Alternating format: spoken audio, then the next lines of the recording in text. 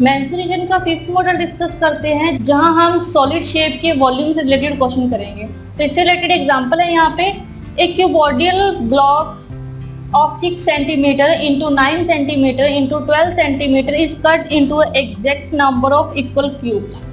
What are the least possible number of cubes? तो question में 6 centimetre into 9 centimetre into 12 centimetre के cuboidal block के equal cubes में exact number में cut किया उसको, तो हमें बताना है कि उसमें कम से कम कितने पॉसिबल क्यूब्स होंगे।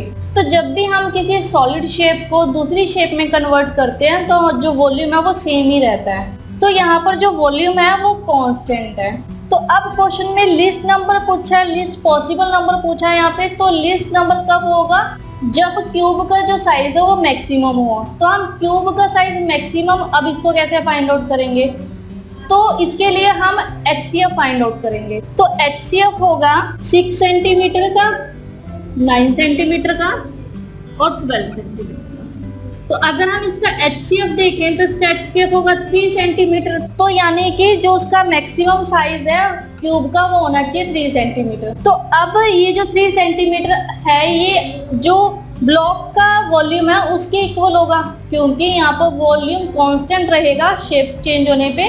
तो जो 3 सेंटीमीटर है ये ब्लॉक के वॉल्यूम के इक्वल होगा। ठीक है, तो अगर हम एक क्यूब का वॉल्यूम देखें तो 3 सेंटीमीटर का क्यूब, ठीक है, ये आएगा 27 सेंटीमीटर क्यूब।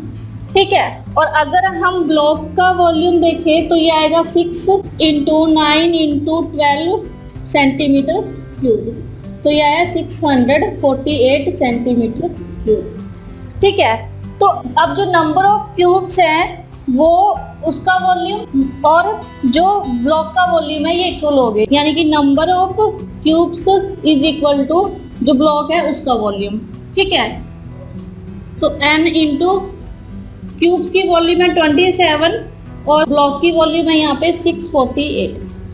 तो n यहाँ से आएगा 648 डिवाइड बाई 27, तो ये आया 24। ठीक है, तो यानी कि अगर एक क्यूबॉइडल ब्लॉक को 6 सेंटीमीटर, 9 सेंटीमीटर और 12 सेंटीमीटर के इक्वल क्यूब्स में कट करे, एग्जैक्ट नंबर आएगा वहां पे 24, यानी कि 24 क्यूब उस क्यूबॉइडल ब्लॉक में से बन सकते हैं। तो इस तरह से आप इन क्वेश्चन को सॉल्व कर सकते हो।